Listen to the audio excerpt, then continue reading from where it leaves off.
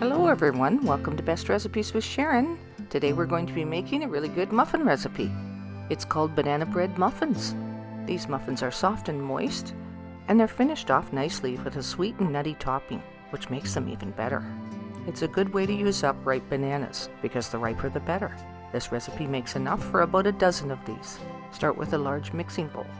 It's a good idea to prepare your ingredients ahead of time, like your butter should be at room temperature.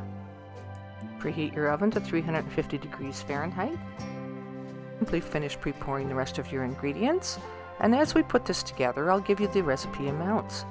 But to start with, you're going to need about 4 really ripe bananas. The riper the better, as you can see here. Peel them, place them on a plate, and mash them with a fork. Be sure to mash the bananas really well and try to make sure there aren't any lumps left. And just a little advertisement here, where both these books are available on Amazon, and I've provided a quick link in the description below this video.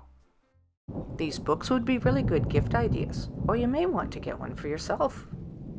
And The Crown of Purple is also available on Apple Books or Google Play. Now back to today's featured recipe.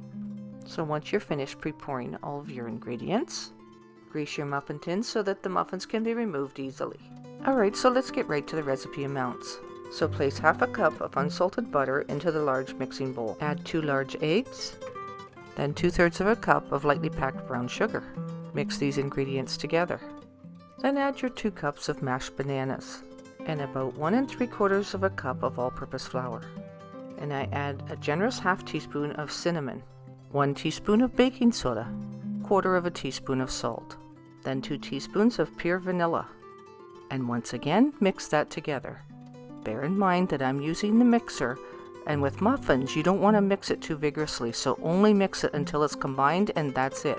Then you take off the paddle attachment and mix it by hand using a large spoon, and that's just to scrape down the sides of the bowl and to add your walnuts. So last but not least, add half a cup of chopped walnuts. You stir the walnuts in until they're evenly distributed. Place even amounts of batter into the muffin tins to make enough for 12 muffins. And just do your best to make sure that all the muffins are equally the same size so that they'll bake through the same. Now for the topping, it's simple as 1/4 cup of brown sugar mixed with 2 or 3 tablespoons of chopped walnuts. And I spread that amount evenly over each of them.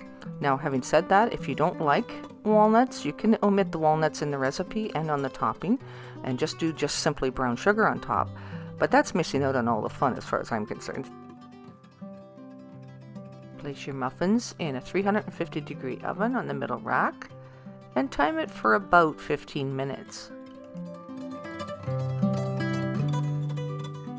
And you know they're done as soon as a toothpick inserted in the middle comes out clean.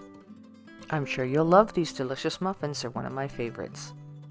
These muffins come out of the muffin tins really easy, so you don't need any paper liners with these. Give them a chance to cool off a little bit before you try removing them from the muffin tin. Thanks so much for watching the video all the way through. I appreciate that, it helps my ratings. Also, don't forget to hit the like button and give some comments, and I will talk to you next time. Now go make some muffins.